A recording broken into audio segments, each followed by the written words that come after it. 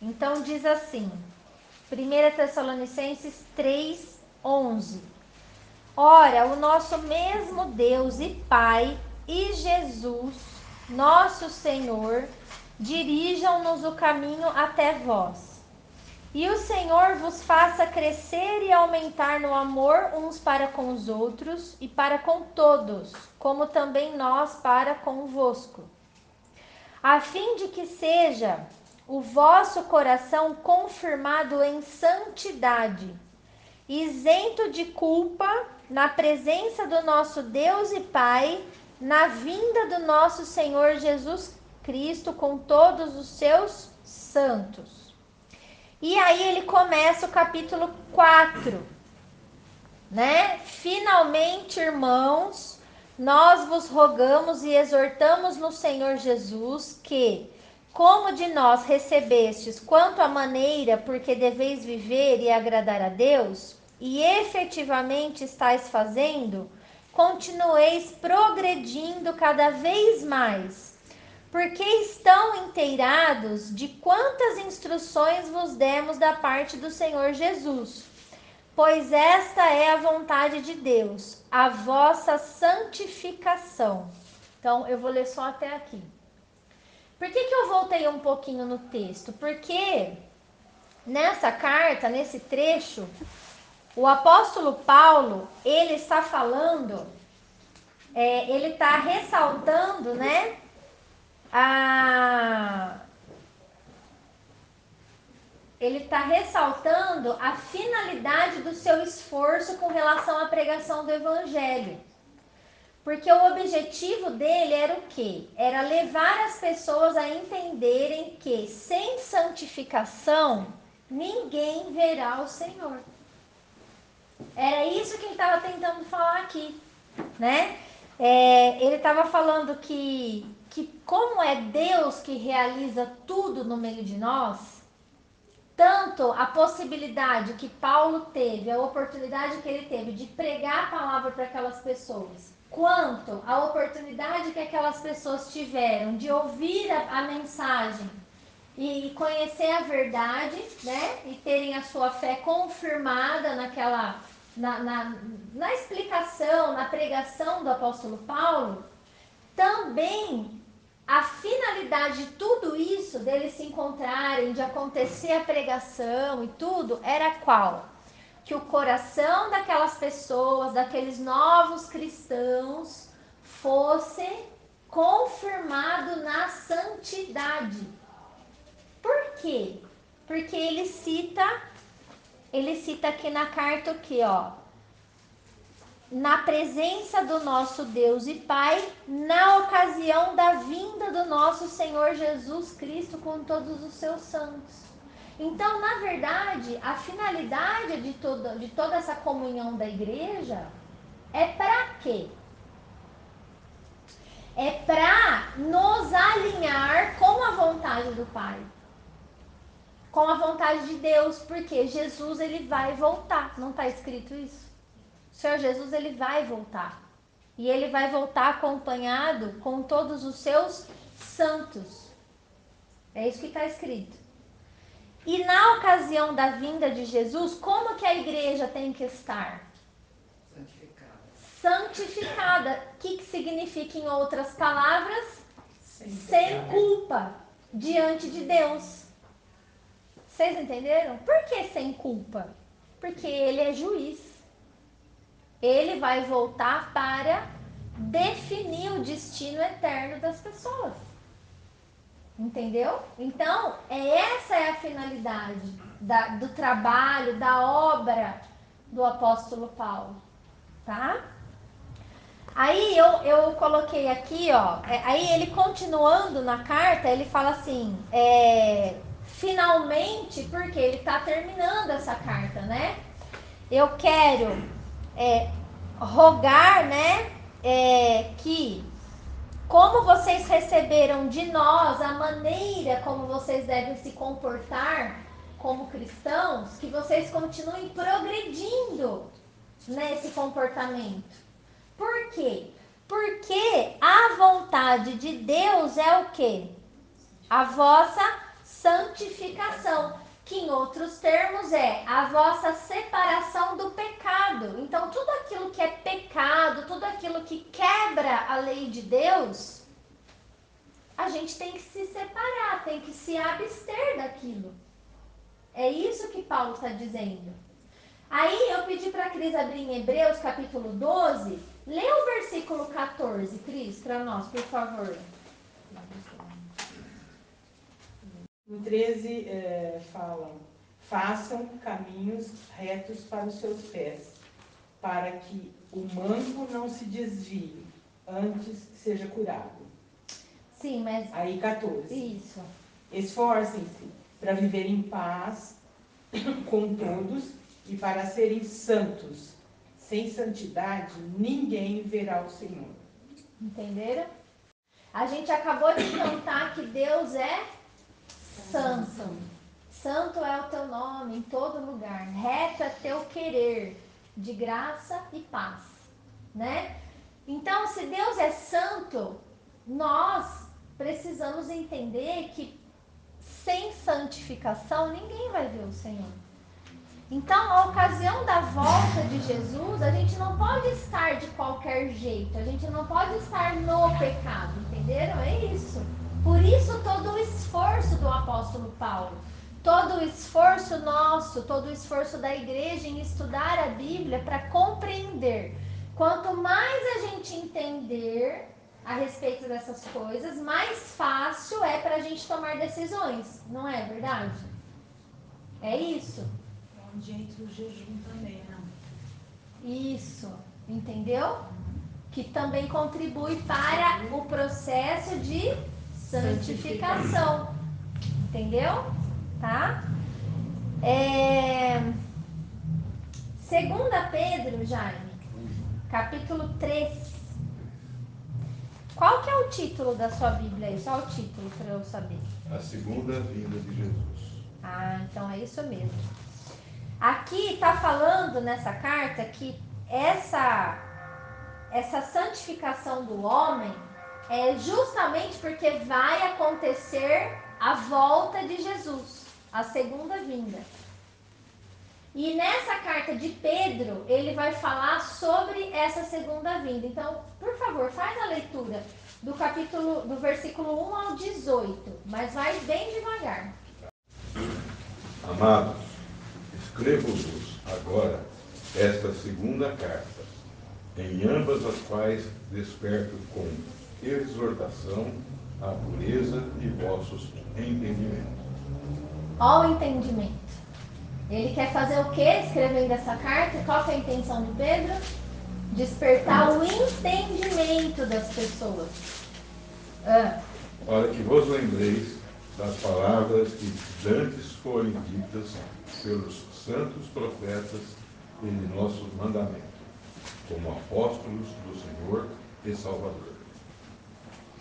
Sabendo primeiro isto, que nos últimos dias virão escarnecedores, andando segundo a sua própria concupiscência, e dizendo: onde está a promessa da tua vinda?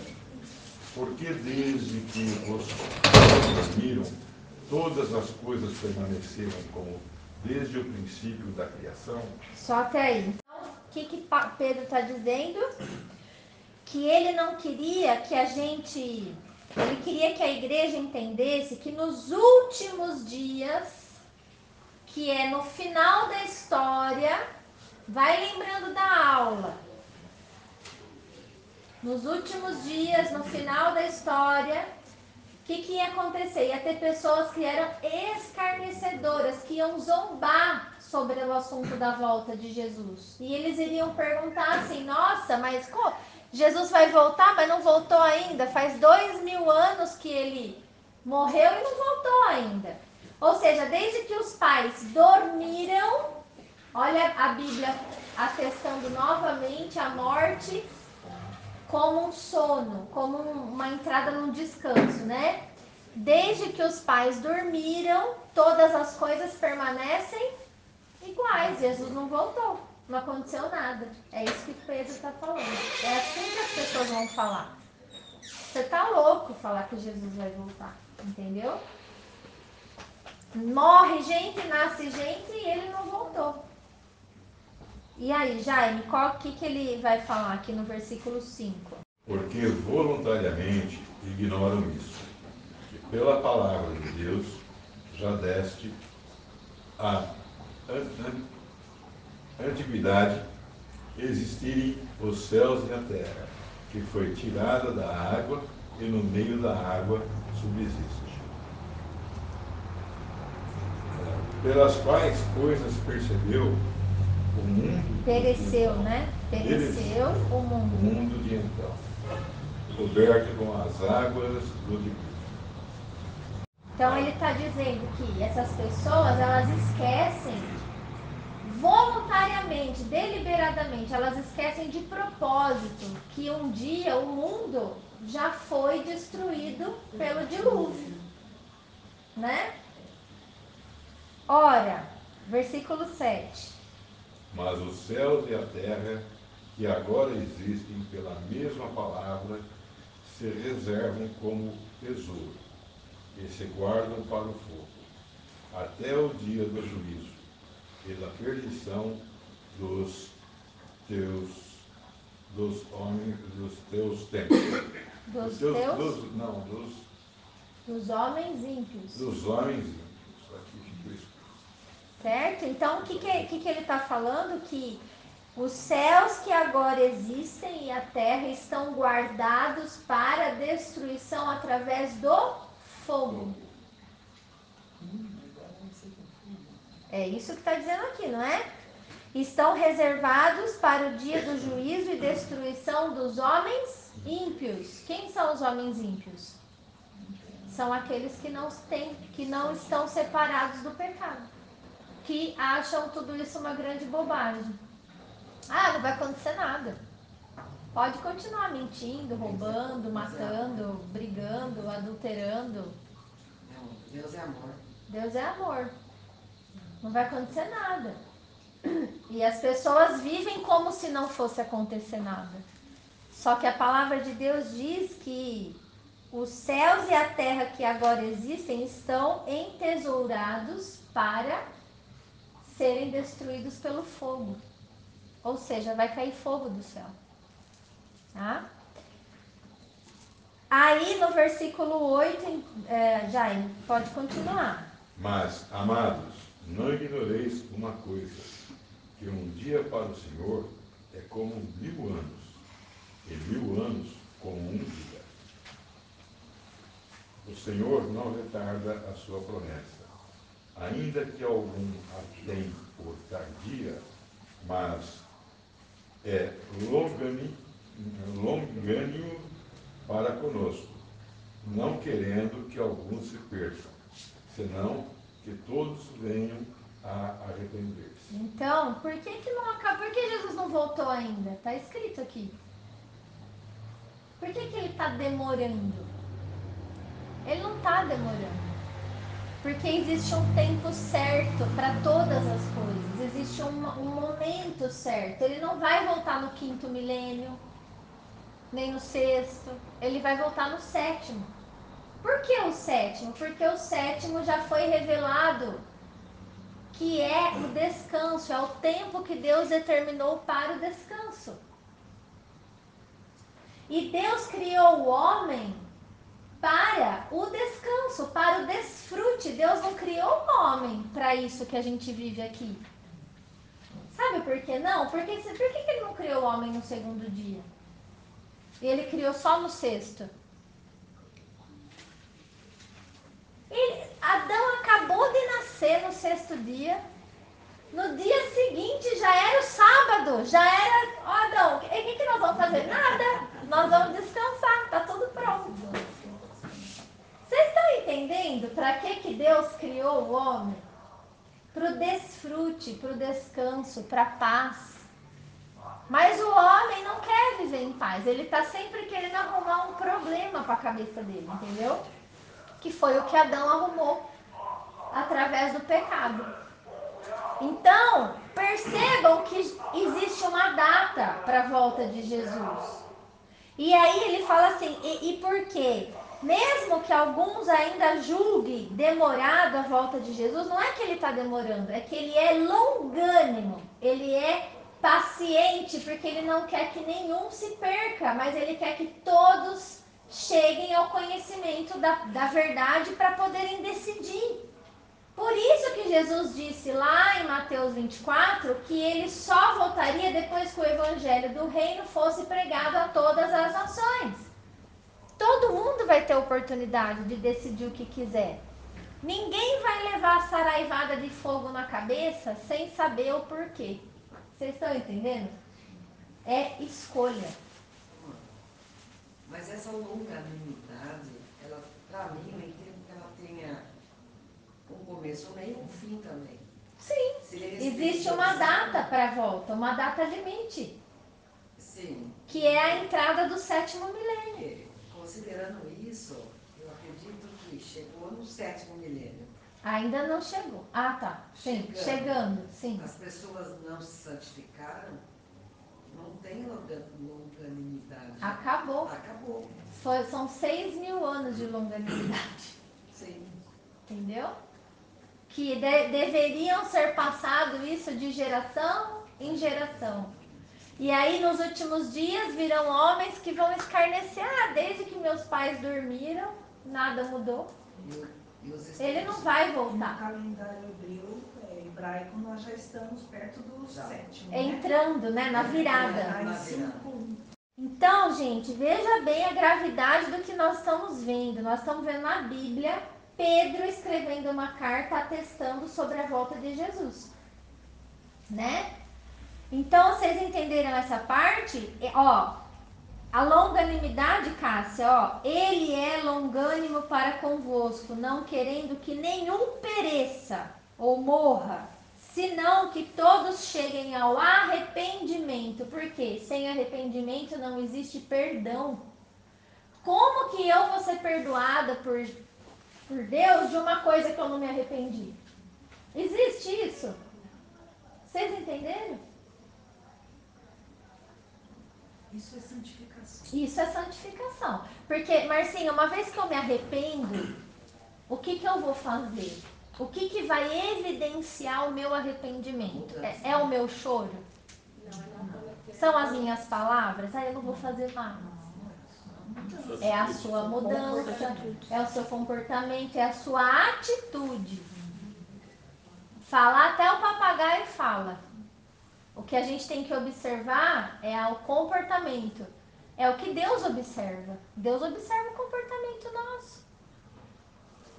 Ah, mas não vai dar nada. Então continua.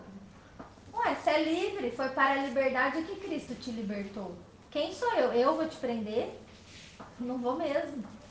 E quando fica difícil para uma pessoa, entra o jejum. Isso, porque o jejum te ajuda a ter domínio próprio. Então eu não consigo parar de contar mentira. E lá está escrito que todos os mentirosos irão para o inferno. Então você vai ter que dar um jeito de conseguir. Você tem que dominar sobre a sua língua. Então o jejum é uma forma de você começar a exercitar domínio. Porque você vai ter fome, você entendeu? É isso. E na hora de comer, você não vai ficar passando fome. Você vai meditar na palavra, você vai entrar em oração e você vai pedir a ajuda de Deus. Eu preciso dominar sobre a minha língua. E até que você vença essa área. Isso é um exemplo. Tem vários, né? Por isso é importante a gente ter contato com a Bíblia. Porque muitos de nós não sabemos a Bíblia e a gente nem sabe o que é pecado. Entendeu? A gente acha que tá tudo certo o nosso comportamento. E de repente a gente vem para a palavra e começa a ficar com o cabelo em pé. Não é? E fala assim, gente, eu não sabia isso. Mas você estava num pecado, na ignorância, mas no pecado. Isso não isentava você. Eu sou boazinha, eu só trabalho, enfim, você acaba descobrindo muitas coisas sobre você mesmo, né?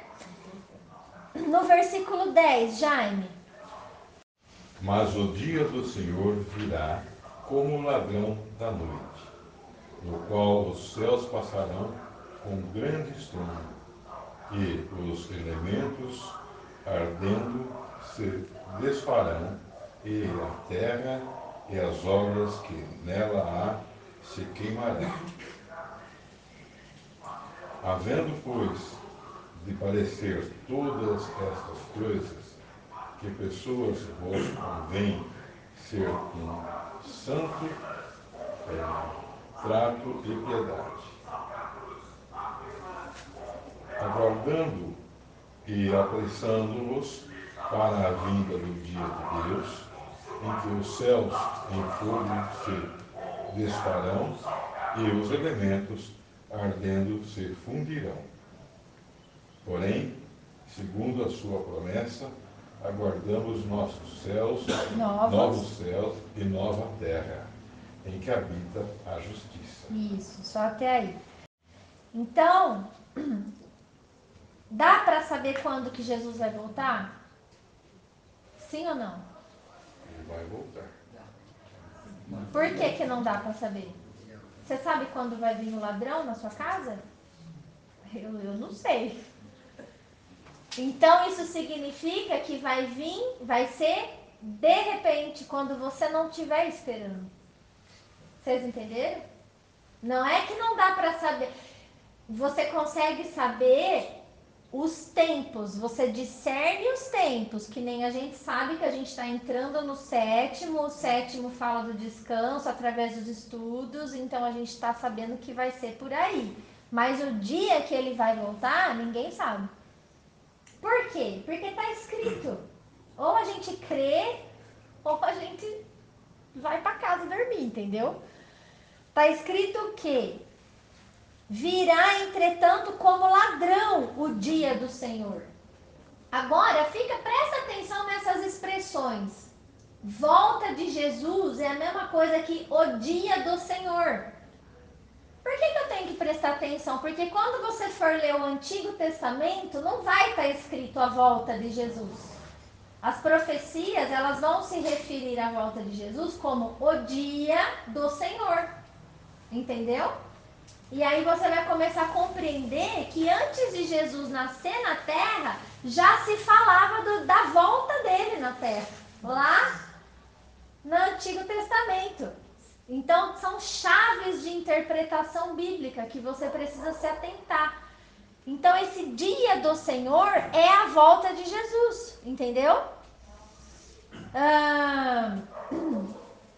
A vinda do dia de Deus é a mesma coisa. Está em letra maiúscula, é outra chave de interpretação quando você lê no Antigo Testamento, tá? Então vai ser de repente, o que vai acontecer? Os céus passarão com um estrepitoso estrondo e os elementos se desfarão abrasados, ardendo. Tudo que existe na terra, as coisas que acontecem na terra serão atingidos com isso. Ninguém vai escapar. Vai ser mundial. Vai começar a cair fogo do céu. Os elementos do céu, as estrelas, o sol, a lua se desfarão. Aí lembra de Jesus lá em Mateus 24 falando dos sinais da volta dele? O que ia acontecer? O sol ia escurecer, a lua não daria sua claridade, as estrelas cairão do firmamento, porque os poderes do céu seriam abalados com a volta dele. É a mesma coisa, ó. Um tá falando a mesma coisa que o outro. Vocês entenderam? E vai ser de repente, ninguém vai estar esperando. Por isso que aí ele fala, sabendo que essas coisas vão acontecer, e não vai ter como não acontecer, porque é a palavra de Deus, o que a gente tem que fazer? Esperando e apressando a vinda do dia de Deus, como? Deveis ser tais como os que vivem em santo procedimento e piedade. Ou seja, piedade fala de boas obras, né? De você amar o próximo, querer o bem do próximo. Santo procedimento significa santificação. É o teu processo de santificação, não é com relação aos outros. Não adianta nada, olha só, Esquece a religião. Não adianta nada você fazer o bem para o próximo, você entregar uma cesta básica, fazer um assistencialismo e não se santificar. Porque uma coisa está junto com a outra. Ao mesmo tempo que você faz o assistencialismo, que é necessário, é uma obra de piedade, você precisa se santificar. Separar a sua vida para o Senhor, ajustar a sua fé, tirar da sua vida, da sua casa, as coisas que não agradam a Deus, que quebram os mandamentos de Deus, que ofendem a Deus, entendeu? É isso. As coisas andam juntas. O que a religião faz? Geralmente ela sobressai mais um do que o outro, né? Ou a pessoa ela está se santificando sempre, nunca presta assistencialismo, não tem piedade dos outros, não ajuda ninguém, é só ela, a família dela, o núcleo dela, os irmãos dela. Ou é o contrário, é só para fora e nada para si e muito menos para os de casa. É tudo um desequilíbrio. Entende? Não é isso. O Senhor, ele trabalha no equilíbrio. Tem que ter um equilíbrio. E aí ele fala assim, por esta razão, por causa de tudo isso que vai acontecer, amados, esperando estas coisas, empenhai-vos. Você tem que se esforçar, não é de graça. Você tem que pagar um preço para isso. Vai doer, você vai ter que suar. Para serdes achados por ele em paz, sem mácula e irrepreensível, sem culpa de nada. E tende por salvação a longanimidade do nosso Senhor, como igualmente o nosso amado irmão Paulo vos escreveu, segundo a sabedoria que lhe foi dada, ao falar sobre essas coisas, como de fato costuma fazer em todas as suas cartas, nas quais há certas coisas que são difíceis de entender, que os ignorantes e instáveis deturpam, como também deturpam as demais escrituras para a própria destruição deles. Vocês, porém, prevenidos como estáis de antemão, cuidado, não aconteça que, arrastado pelo erro desses insubordinados, descaiais da vossa própria firmeza. Então, por que insubordinado? Quem que é insubordinado? Pessoa que não se submete ao governo de Deus, que não coloca a palavra de Deus como autoridade sobre a tua vida. Pessoas que são insubordinadas induzem outras pessoas a errar também. Ah, não é bem assim, acha? Deus é amor, calma, fica aqui na nossa igreja, bem bonitinha, não vai acontecer nada não, pode ficar assim do jeito que você tá. Induz a pessoa ao erro, entendeu? Porque nem ela se submete. Então ela não incentiva, ela não estimula as pessoas a seguirem, a buscarem a santificação. E isso tá cheio, ó, tá? Em todos os lugares.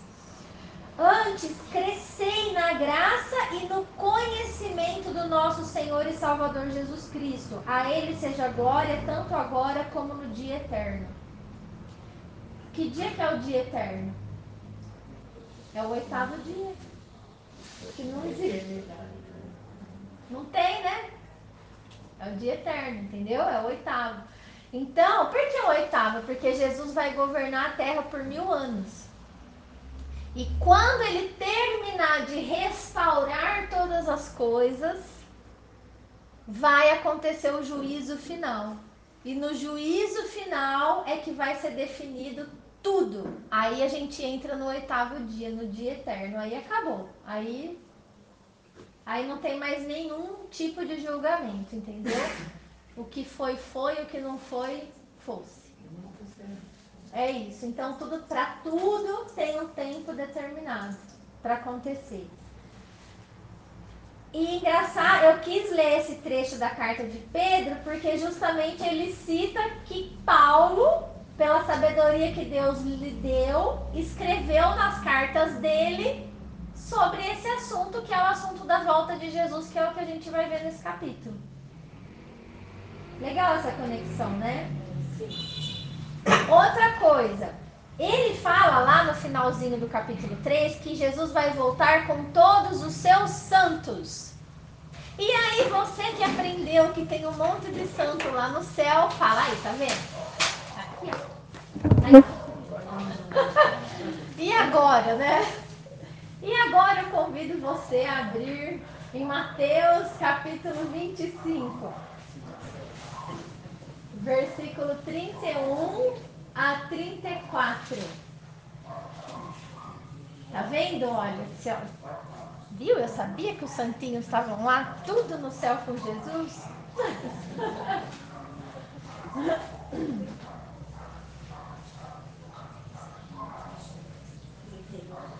31 a 34.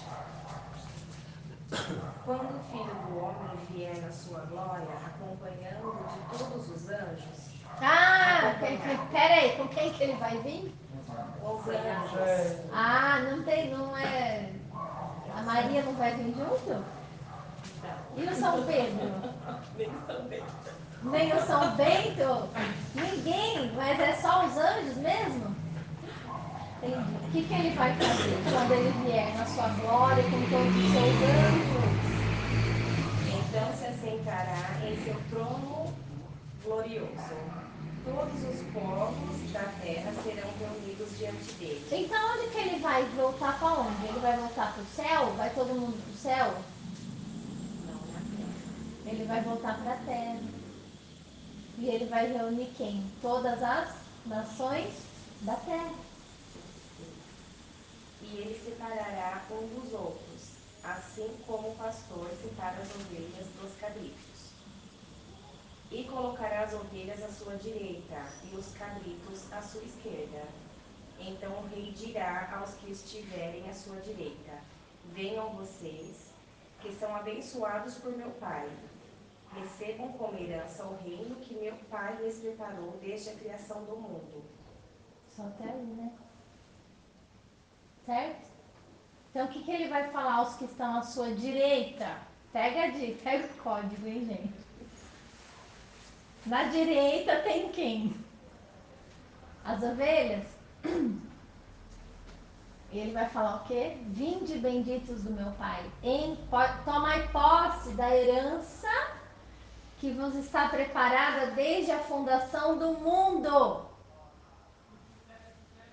Ó, o plano de Deus é desde o início, desde quando Adão fez tudo errado. Deus já tinha um plano para o final da história. Só que ele só não contou que demorava 7.000 anos, entendeu?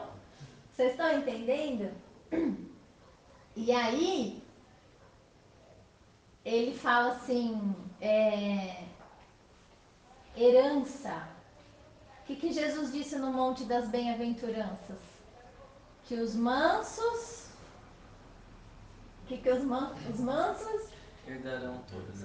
herdarão a terra. Então você viu como que não é difícil entender que o reino vai ser na terra? E a vida inteira te ensinaram que era no céu, né? No céu. Não é um absurdo isso? Venderam É só ler. um terreno lá no céu ainda. Venderam terreno no céu. É só ler. Não é. O que você acha, Marcinho? Não é? Não é uma coisa bem coerente assim quando a gente começa a conectar?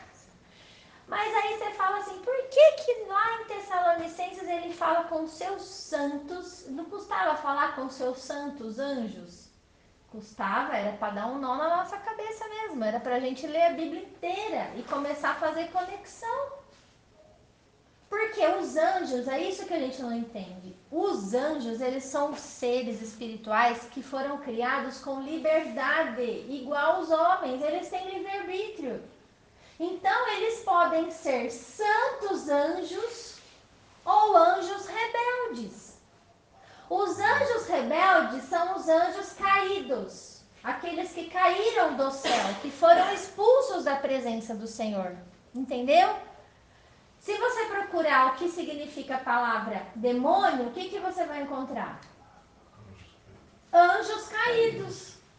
Por isso tem os santos anjos e os demônios. E os anjos que não são santos, que não são santificados, entenderam?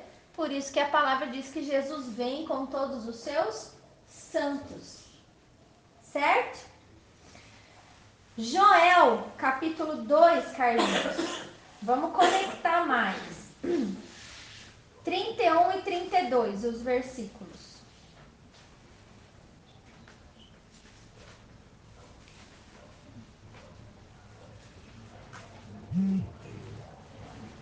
O sol se tornará em trevas e a lua em sangue, antes que venha o grande e temível dia do Senhor. Ó a expressão.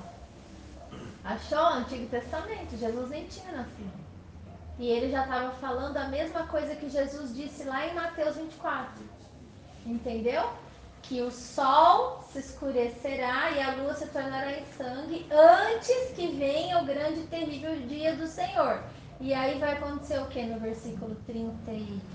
Todo aquele que invocar o nome do Senhor será salvo, pois, conforme prometeu o Senhor no Monte Sião e em Jerusalém, haverá livramento para os sobreviventes, para aqueles a quem o Senhor chamar.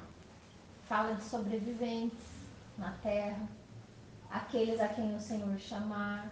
Então, quando acontecer tudo isso, haverá pessoas que vão sobreviver a essa chuva, a essa saraivada.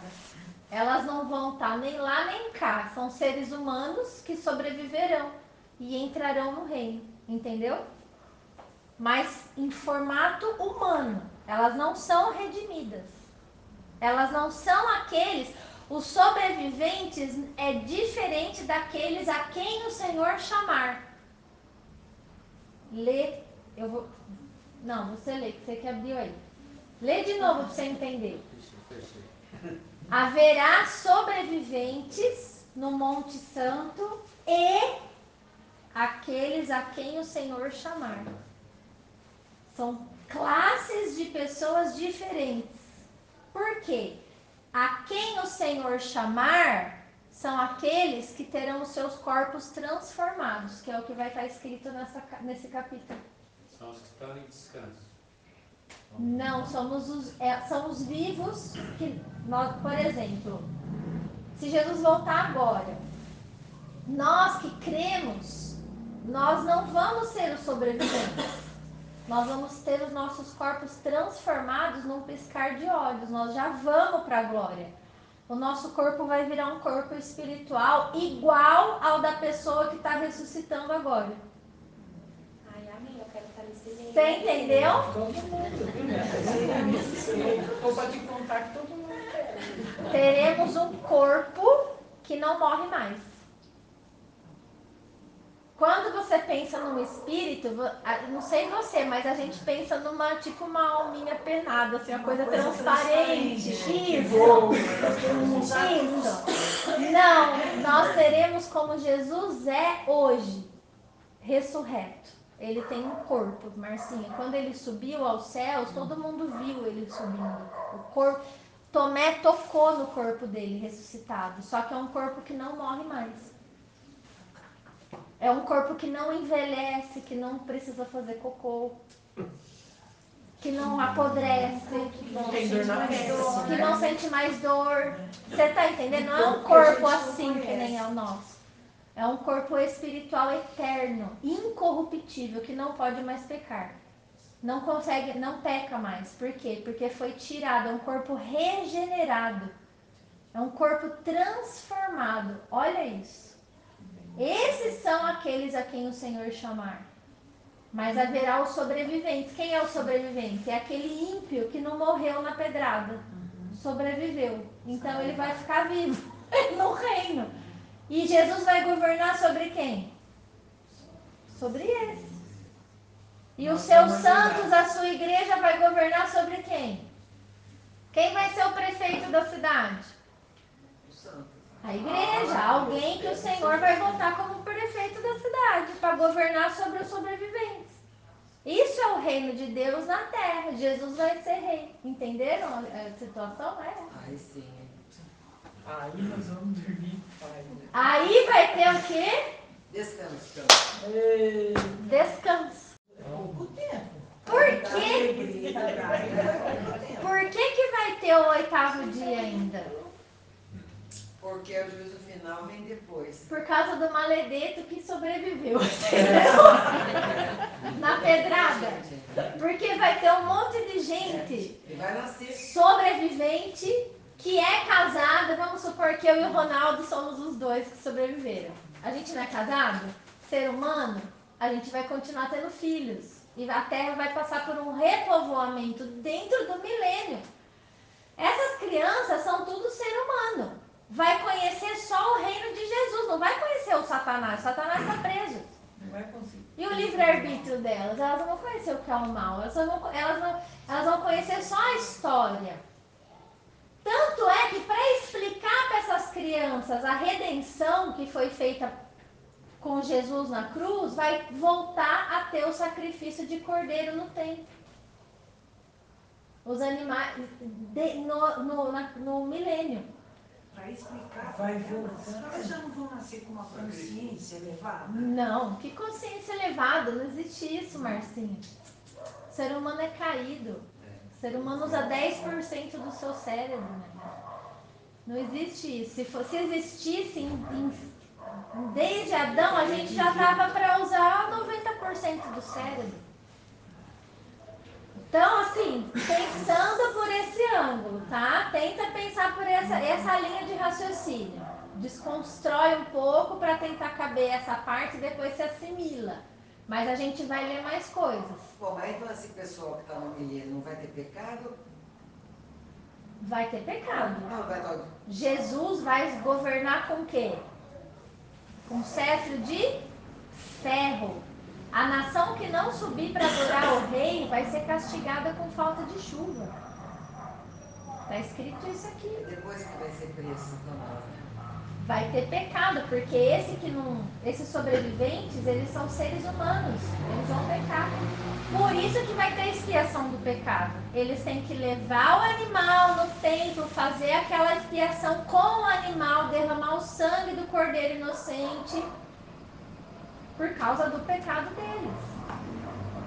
Nossa, Amanda, eu não consigo entender. Por que não é expiação de novo? Se Jesus já está... Gente, presta atenção. Pensa antes de Cristo. Qual era a forma de Deus contar o evangelho para a humanidade? O evangelho, eu digo, como que eles entendiam que o Messias seria morto por causa no nosso lugar? Vocês estão entendendo? Como que Deus usou? Qual foi a figura, a forma que Deus usou para fazer isso no Antigo Testamento? Não foi o sacrifício de animais? Aí Jesus voltou e aconteceu realmente. Agora Jesus está ressurreto. Como que você vai falar para uma criança que aquele rei maravilhoso, glorificado, morreu pelo pecado dele? Mas para isso vai precisar matar cordeiro de novo? Está escrito isso na Bíblia.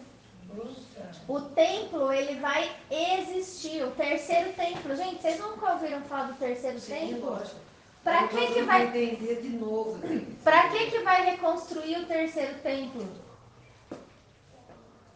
Terceiro templo? Porque Jesus, ele não vai ser só rei, ele vai ser rei e sacerdote. Entende? Como na antiga aliança. É a figura, esse sacrifício de animal aponta para o sacrifício dele na cruz. Então, a pessoa que crer nisso, ela terá o seu pecado expiado pela fé e pela atitude. Entendeu?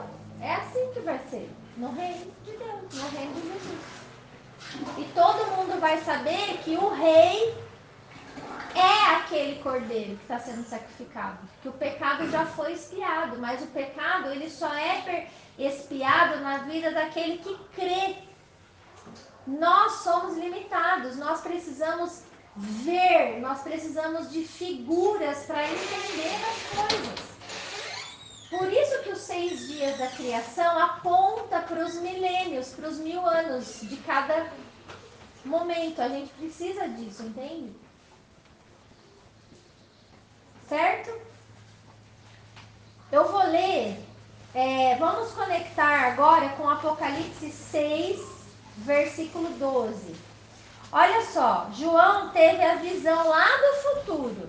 Então ele está vendo a abertura do 6º selo, tá? Esse rolo de 7 fechado com 7 selos que João viu ali no Apocalipse, nada mais é que o rolo, que o livro da história da humanidade. Cada selo que vai abrindo vai contando uma parte.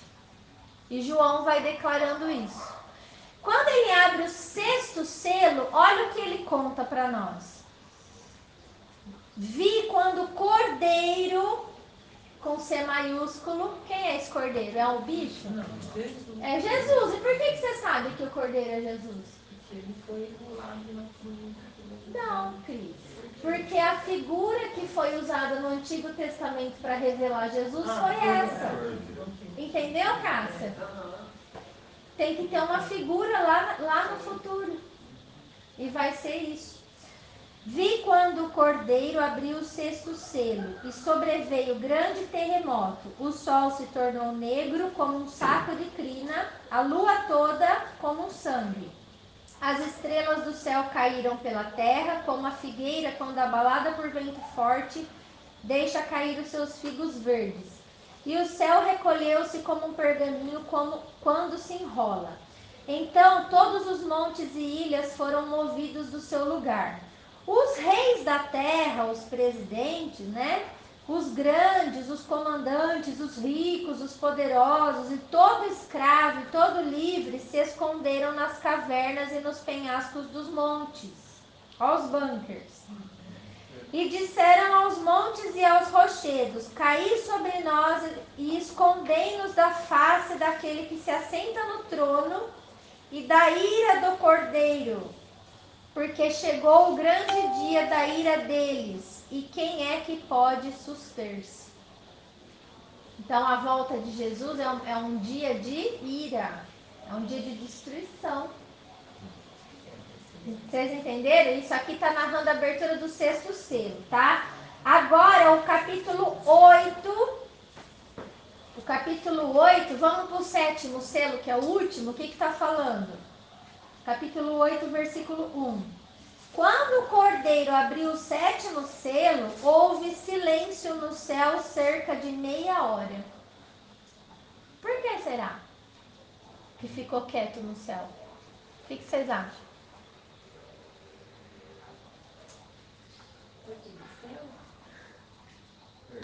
Ai, na simplicidade, imagina. O que está acontecendo aqui? O sol já ficou negro. As estrelas. O céu já começou a ser abalado. A coisa já começou a cair. O que está acontecendo? Jesus está voltando. Com quem? Com todos os seus santos anjos. Por isso que houve meia hora de silêncio no céu. Não tem ninguém mais lá para conversar. Faz sentido para vocês? É simples, gente. Mas vai ficar em silêncio. Mas não tem ninguém lá? Não é só meia hora, né? Não sei. Eu acredito que vai existir um acesso, né? Porque o trono de Deus Pai está lá ainda. Eu acho que vai ter um acesso. Assim, vai ser o céu, vai ser aberto, sabe? Mas nesse momento da abertura do 7º selo, houve o que lá no céu? Silêncio. Aí começa a falar que os 7 anjos que se acham em pé diante de Deus, lhes foi dada 7 trombetas. Então é fácil você entender. O toque das 7 trombetas pelos 7 anjos é depois da abertura do 7º selo. E tem gente na internet ensinando que as trombetas já estão tocando. Então, vocês estão entendendo? Ó, gente, a gente tem que pensar nesses detalhes. Porque eles têm aparência de sabedoria e engana você, que está esperando ainda o anticristo. Você tem que esperar Cristo. Você está entendendo que, olha isso, aí eles começam, porque o toque da 7ª trombeta, porque já aconteceu. Aconteceu o quê? O sol ficou preto já? Então como que tocou trombeta? Olha aqui o toque da primeira trombeta, versículo 7. O primeiro anjo tocou a trombeta e houve saraivada e fogo de mistura com sangue, e foram atingidos atirados para a terra. Foi então queimada a terça parte da terra e das árvores e também toda a erva verde. Como que já tocou essa trombeta? Explica isso para mim. Quem ouviu isso? Mas as pessoas falam na internet que já tocou. Elas inventam. Vocês estão entendendo o que eu quero dizer? É só ler, gente, é só ler. Vem com a Bíblia. Põe aqueles barulhos, né, que tá no céu. Tá? Você já viu isso?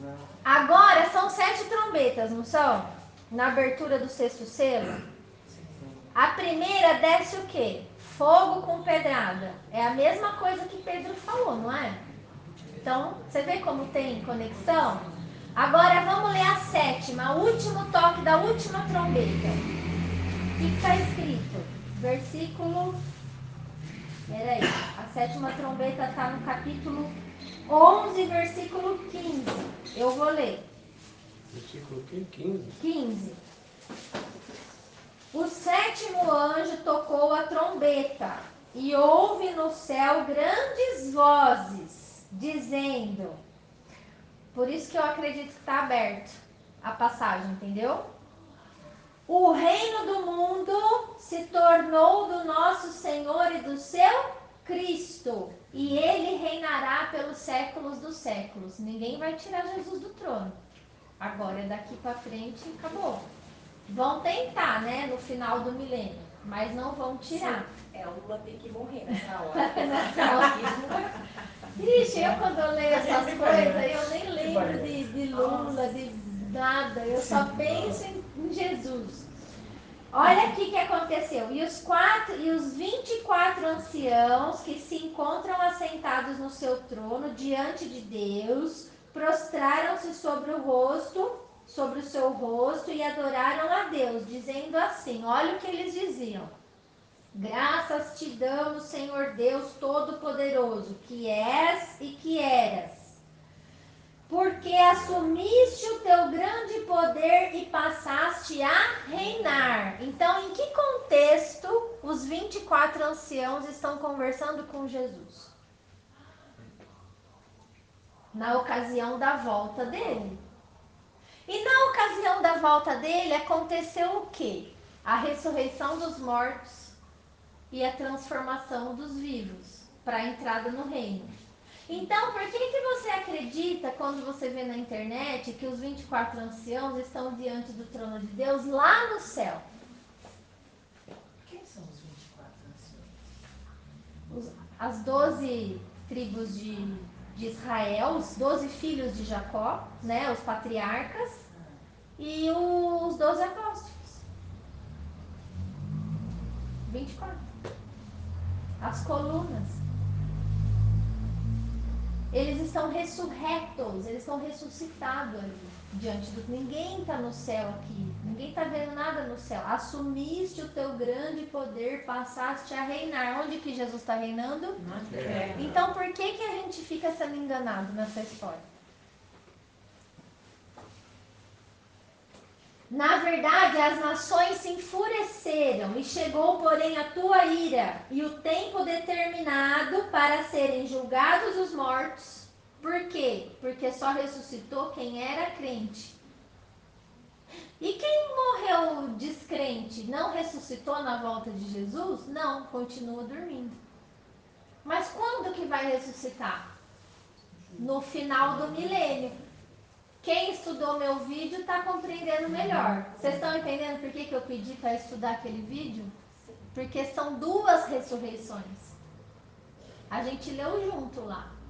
Uma na volta de Jesus, que vai ressuscitar só os crentes. E a outra no final do milênio para o juízo final. Por quê? Para Jesus julgar, ele tem que ressuscitar as pessoas. Entenderam isso? Então chegou o tempo determinado para serem julgados os mortos, para se dar o galardão aos seus servos, os profetas, né? Aos santos e aos que temem o teu nome, tanto aos destruírem os que destroem a terra. Tudo isso na ocasião da volta. Então, mais uma vez, por que quem morreu já está dormindo, Zé? Não foi para o céu e não recebeu a coroa? Porque a recompensa, a coroa, vai ser dada nesse dia aqui, no dia da volta de Jesus. Não é agora. Tá? Conectando isso com o que o apóstolo Paulo disse em 2 Timóteo, ele mesmo disse sobre isso. Cadê? Ele disse assim, ó. E os crentes não é necessariamente os crentes de igreja. Quando eu falo crente, Quem entenda, vai entender, os crentes é quem crê crente em Deus, na palavra, não é que crê em crente Deus, que crê em evangélico não, porque a maioria não vai ressuscitar. Eles estão mais preocupados com o anticristo do que com Cristo, né? Infelizmente. Olha o apóstolo Paulo como ele sabia disso. A recompensa, ela vai ser dada na ressurreição. Morto não recebe recompensa, morto dorme. Por que, Amanda? Porque o próprio Paulo disse, 2 Timóteo capítulo 4, versículos 6 a 8, ele disse: quanto a mim, já estou sendo oferecido por libação, e o tempo da minha partida é chegado. Eu combati o bom combate, completei a carreira e guardei a fé. Já agora, a coroa da justiça me está guardada, a qual o Senhor, reto juiz, me dará naquele dia, dia com D maiúsculo. E não somente a mim, mas também a todos quantos amam a sua vinda. Está provado aqui. Paulo não recebeu nenhuma recompensa, mas ele vai receber junto com todos aqueles que amam a vinda de Jesus. Naquele dia, no dia do Senhor. Como Abraão, como Davi, como Jacó. Todos. Como Maria. Todos. Vocês estão entendendo? Tá fácil, gente, de compreender essas coisas que eu estou falando? Mais ou menos. A primeira vez é meio complicado. Mas é tudo o contrário do que a gente já aprendeu, não é? É completamente o contrário do que a gente aprendeu. É difícil mesmo. Vocês entenderam? Então, essa parte da cronologia deu para entender? Vamos continuar a leitura para a gente fechar o entendimento? Tá, então volta para a carta lá de Tessalonicenses agora. 1 Tessalonicenses capítulo 4.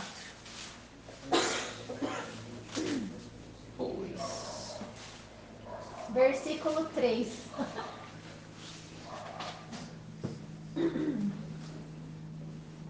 Pois esta é a vontade de Deus, a vossa santificação, que vos abstenhais da prostituição. O que é abstenhais?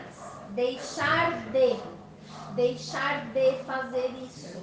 Pare. Que vocês parem de se prostituir. Que cada um de vocês saiba possuir o próprio corpo em santificação e honra. Por quê? Porque o Espírito de Deus habita no nosso corpo, tá? Não com o desejo de lascívia. O que é lascívia? Luxúria, sensualidade exagerada. Como os gentios que não conhecem a Deus. E que nesta matéria ninguém ofenda e nem defraude a seu irmão. O que é ofender? A gente não deve ficar ofendendo as pessoas por causa disso, desse pecado delas, que esse é um problema delas com Deus e com o corpo delas mesmo. E a gente não deve defraudar o nosso irmão. O que é defraudar? É iludir. Quando a pessoa sensualiza, ela traz um engano, né? Ela traz uma ilusão para a vida do outro, entendeu? Ela dá corda, mas não vai rolar nada, sabe? É mais ou menos isso, é enganar, é iludir. Ué, e não é? Tipo, vai ficar naquele vai, não vai, dentro da igreja. Olha que bonito, né? Por quê? Porque o Senhor ele contra todas essas coisas, ele é contra todas essas coisas, como antes vos avisamos e testificamos claramente que é o vingador, porquanto Deus não nos chamou para a impureza, e sim para a santificação. Então, todo pecado que se refere ao corpo, a forma como a gente usa o nosso corpo, é resumido como impureza. Então, lembra quando a gente lê que os impuros não herdarão o reino de Deus? Quem são os impuros? Aqueles que não sabem santificar o corpo, entendeu? Dissarte que quem rejeita essas coisas não rejeita o homem, e sim a Deus, que também vos dá o seu Espírito Santo. Então, quem não quiser seguir, não tem problema. Você não está rejeitando a pessoa que está te ensinando isso ou a pregação. Você está rejeitando a Deus. Ele que te dá o Espírito. Se você continuar impuro, o Espírito Santo não vem habitar em você. E qual é o selo da sua salvação?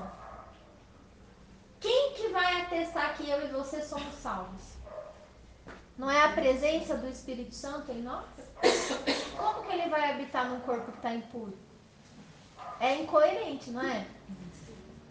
No tocante ao amor fraternal, não há necessidade de que vos escreva, porquanto vocês mesmos estáis por Deus instruídos que deveis amar uns aos outros. E na verdade, estáis praticando isso mesmo, para com todos os irmãos em toda a Macedônia. Contudo, nós vos exortamos a progredirdes cada vez mais. Então, com relação ao amor ao próximo, o que a gente tem que fazer? Crescer, alimentar isso. Né? Amar cada vez mais uns aos outros, né? Em Cristo. E a diligenciardes por viver tranquilamente. Para de arrumar problema para tua cabeça. É isso que Paulo está falando.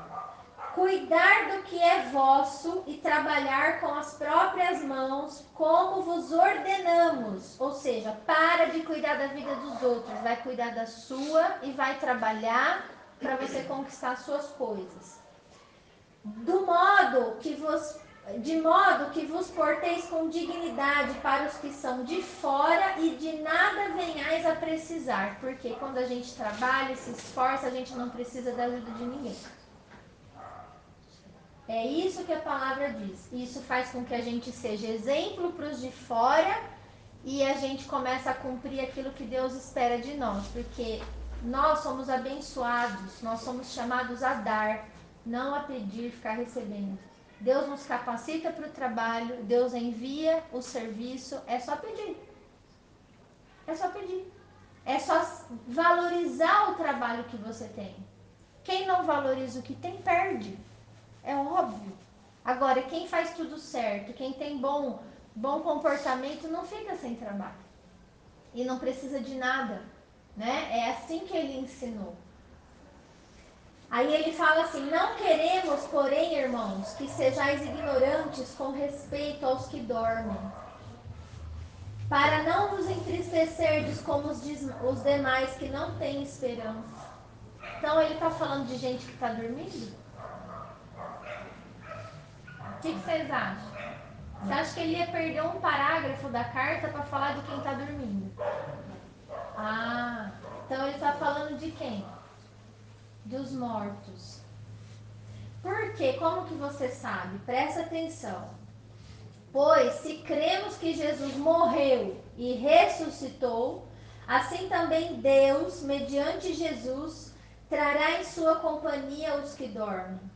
Através de Jesus, Deus vai trazer na companhia de Jesus as pessoas que já morreram. Certo? É isso que está escrito, não é? Eu vou ler de novo. Pois, se cremos que Jesus morreu e ressuscitou, assim também Deus, através de Jesus, trará em sua companhia os que dormem. Ora, ainda vos declaramos por palavra do Senhor isto: nós, os vivos, os que ficarmos até a vinda do Senhor, de modo algum precederemos os que dormem. De modo algum vamos na frente daqueles que já morreram. Por quê? Porquanto o Senhor mesmo, dada a sua palavra de ordem, e ouvida a voz do arcanjo, e ressoada a trombeta de Deus, que trombeta é essa mesmo? É a sétima, a última. Descerá dos céus e os mortos em Cristo, ou seja, os crentes, ressuscitarão primeiro. Então, antes de eu ser transformada, já vai estar acontecendo a ressurreição, entendeu? Porque eu não vou preceder os que já dormiram. Depois, nós, os vivos, os que ficarmos, seremos arrebatados juntamente com eles, entre nuvens, para o encontro do Senhor nos ares, e assim estaremos para sempre com o Senhor. Consolai-vos, pois, uns aos outros com estas palavras. Ficou mais claro? Fala, Marcinho. Onde os mortos estão dormindo? Aí você já está querendo Não demais. tem espaço para dormir. Não, agora você me deu uma nocauteada na cara. Marcinha. Imagina, pelo livro de Enoque, eu acho que tem um lugar certo. Todos os que morreram. Eu creio que tenha um lugar que está reservado para isso. Mas eu não fala nada disso. não. Não, fica uma coisa, né? No ar, fica uma coisa no ar. Exatamente. Mas na antiguidade não havia 7 bilhões de pessoas que nem tem hoje. Era bem menor o número de seres humanos na Terra. Mas mesmo assim, é difícil. Onde que eles estão dormindo? Essa gente Tem lugar, tem que ter um lugar para dormir. Que nasce Eles gente estão em todo algum dia, dos né? céus, já que tem mais de um céu, eles estão em algum dos céus. boa reflexão aqui, ó. Fala, Dalton. Eles podem estar em algum dos céus, porque tem mais de um céu. Ah, tá, tudo bem. Não é? Interessante. Espírito Santo voltou para Deus. O Espírito, Morreu, foi para baixo. e o Espírito volta para Deus. Não, mas Aí a alma. Então, a alma entra no É que descanso. está no descanso. A alma é o que a gente é. A minha psique, a nossa consciência, a minha personalidade. Eu onde estarei depois da morte? Eu estou no descanso. O lugar não é dito na Bíblia. Mas eu acho que Eles não falam tem lugar espaço. dos mortos, eles falam sepultura. Mas, Ocupam um espaço. não Será? sei se Não, ocupam um talvez espaço. Mas essa Porque tradução de ocupa. dormir está correta? É isso mesmo? É isso mesmo. Sabe por quê? Porque Jesus se referiu à morte como um sono quando ele foi ressuscitar Lázaro. Isso está em João capítulo 11. Nesse relato da ressurreição de Lázaro, ele fala: eu vou para despertá-lo, porque Lázaro dormiu. Lázaro está dormindo. Aí o discípulo falou: mas se ele dorme, ele está seguro. Ele falou: não, ele está morto. Eu vou para despertá-lo. Está escrito isso. Entendeu? Depois eu falo. Pode perguntar, é a hora agora. Nós dormimos. A gente, às vezes, não está dormindo. Nós temos sonhos. Sim. E aí tem sonhos que são reais, que nossa psique, ela viaja Então. num lugar, numa outra Então dimensão. seria outra dimensão. Eu acho que sim. Eu acredito Porque que nós sim. não, muitas das vezes, nós não dormimos, a gente sonha. Sim. Sonhar é você sair para outra dimensão. É, Às vezes tem sonho que vem com profecias, com revelação de com Deus. revelações, Sim. né? José, o pai de Jesus, adotivo no caso, ele sonhava. Deus falava com José através dos sonhos. Ele enviava os anjos e falava com José no sonho. Sim. Então existe isso, Então, sim. por isso que eu fiz a pergunta, porque eu acho que dormir, eu acho que seria um local para a nossa consciência, para a nossa alma estar. Sim, pode ser.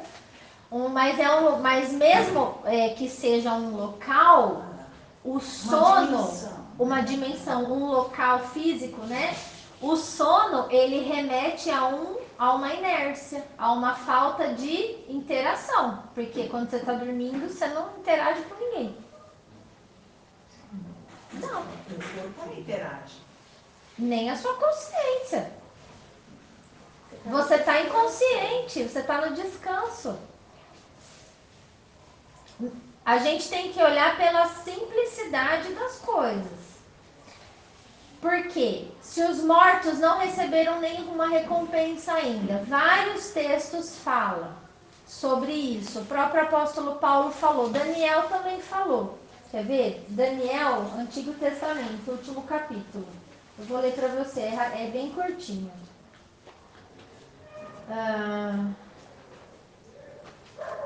Depois que ele recebeu todas as profecias, as visões dos anjos e tal, e ele relatou aqui, olha o que o anjo disse para ele. Último capítulo 12, versículo 13.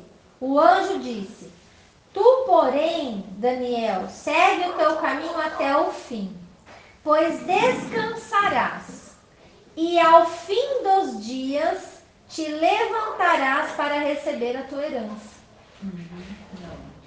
Outra conexão. O que ia acontecer com Daniel? Ele ia descansar, ele ia morrer, ele ia entrar no tal do sono. E aí, ao final dos dias, ele iria se levantar. O que é isso? É ressurreição. Para receber a tua herança, que é o reino. Conectou? Tá? Então, só agora sobre a questão do arrebatamento, para a gente ir. O que vocês entendem? O que é o arrebatamento, gente?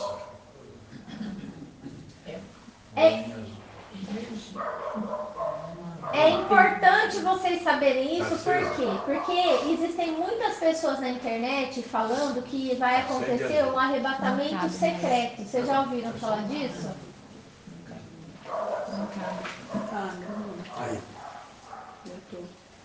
Voltou. Vai acontecer o arrebatamento secreto da igreja, antes do anticristo se manifestar. Vocês já escutaram isso? Já, né? Eles falam que nós, a igreja, a gente vai sumir, a gente vai embora para o céu com Jesus e depois que a gente sair da terra, só vai ficar nossa roupa aqui. E aí o anticristo vai se manifestar e vai descer a lenha nos pecadores. Mas a igreja não vai estar aqui, pode ficar tranquilo. É isso que eles ensinam. É isso que está escrito na Bíblia, que é o arrebatamento? Não. Nós vamos ser pegos. Nós vamos ser levados para o céu na ocasião da volta de Jesus. Não está falando de anticristo aqui. Não tem nada de anticristo, está falando de Cristo. Por que nós vamos ser levados para o céu? Nós e os mortos, o morto acabou de ressuscitar. Ele vai subir para o céu para se encontrar com Jesus nos ares. Não é isso que está escrito? Por quê? O que vocês acham? Não vai morrer. O corpo não morre mais. Vai cair saraivada. Saraivada. E a saraivada é a ira, não é? Saraivada não é a ira? Nós somos destinados para a ira? Não. Os crentes não são destinados para ira. Então não vai cair pedrada na nossa cabeça. A gente vai ser salvo de forma sobrenatural. A gente vai ser tirado. A gente vai estar num lugar seguro. E a pedrada está descendo. Vocês estão entendendo? Mas isso não significa que a gente foi para o céu. A gente está nas nuvens com ele. Aonde que ele vai descer? Ele vai descer aonde, Carlinho, que a gente leu em Joel? Em Jerusalém. E nós vamos descer aonde? Lá com ele. No Monte Sião. No Monte Sião. Tem até o lugar certo. É falado desde o Antigo Testamento. Desde o Antigo. Tudo, olha, Marcinha, tudo isso é falado desde o Antigo Testamento. É que a gente não tem as chaves de interpretação, como o dia do Senhor. O Monte Sião é em Jerusalém. É em Jerusalém, tá? A gente vai ser arrebatado no primeiro céu, que a gente não enxerga, né? Não, é entre nuvens. É, desse céu. Primeiro Isso. céu. É isso. Não é lá não onde mora Deus. Não. Lá é outro céu. Não, onde mora Deus. E aí, o paraíso diz que é o terceiro céu, onde Paulo foi arrebatado. Paulo foi arrebatado ao terceiro céu em visão. E ele viu o paraíso de Deus lá. Será que ele viu, hein? Será que ele viu a Nova Jerusalém, que é a cidade santa, que vai descer também no 8º dia? Ele viu coisas que são incontáveis, ele disse. Então, né? Bom, arrebatamento. Por que vai acontecer o arrebatamento, gente? Porque Deus, ele não vai destruir o justo junto com o ímpio. Porque existe uma separação e sempre houve isso. A separação da ovelha e dos Cabritos, do trigo e do joio, por exemplo, entendeu? Tá? Então, eu queria que você ficasse bem esclarecido essa questão do arrebatamento, para vocês entenderem que não é nada secreto. Porque, imagina, Jesus está voltando, o nosso corpo está sendo transformado, morto está ressuscitando, os anjos estão vindo buscar a gente para subir a gente para encontrar Jesus ali nas nuvens, e os ímpios estão cegos? Estão tudo cego? Não está vendo nada disso? Eles estão vendo tudo isso. Então não tem nada secreto. De onde eles tiraram isso? Arrebatamento secreto? Que vai ficar só a nossa roupa aqui no chão? Não existe. Mas ainda vai ter pessoas que não vão acreditar. É isso. Impossível. No reino, sim. No reino, sim.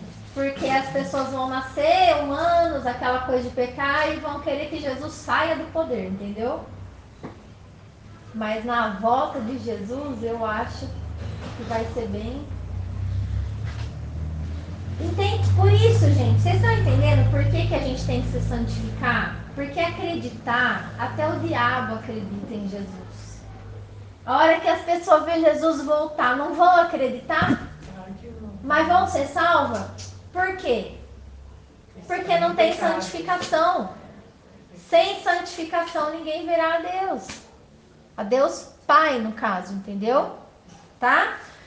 E o último texto para finalizar essa coisa para conectar esse dia da nossa transformação, está em 1 Coríntios 15, 50 em diante. Os vivos serão transformados, tá? Isso, irmãos, afirmo que a carne e o sangue não podem herdar o reino de Deus e nem a corrupção herdar a incorrupção. Ou seja, ele está dizendo que seres humanos normais, carnais, não herdam o reino. Eles vão estar no reino como subalternos, mas o reino não é deles. Quem herda o reino é quem está transformado, quem está salvo, quem está com o Espírito Santo dentro. Eis que vos digo um mistério: nem todos dormiremos, Marcinha. Nem todos morreremos, mas transformados seremos todos. Num momento, num abrir e fechar de olhos, ao ressoar da última trombeta, a trombeta soará, os mortos ressuscitarão incorruptíveis e nós seremos transformados. Conectando com a outra carta. Porque é necessário que este corpo humano corruptível que peca se revista de incorruptibilidade e que o corpo mortal se revista de imortalidade. Quando a gente for transformado e herdar o reino, a gente não morre mais. Acabou. E quando este corpo se revestir da incorruptibilidade e o que é mortal se revestir da imortalidade, então se cumprirá a palavra que está escrita: tragada foi a morte pela vitória. Acabou a morte. Onde está a morte, a tua vitória? Onde está a morte, o teu aguilhão, o teu veneno, né? O teu ferrão? O aguilhão da morte é o pecado. E a força do pecado é a lei. Por quê? Porque você só sabe que está em pecado quando você lê a lei. Quando você vê que a lei fala não mente, você descobre que se você mentir é pecado. Entendeu? Então a força do pecado é a lei de Deus. Graças a Deus que nos dá vitória por intermédio do nosso Senhor Jesus Cristo. Portanto, meus amados irmãos, sede firmes, inabaláveis e sempre abundantes na obra do Senhor, sabendo que no Senhor o vosso trabalho não é em vão. Essas coisas, quer acreditemos ou não, vão acontecer. Amém? Amém.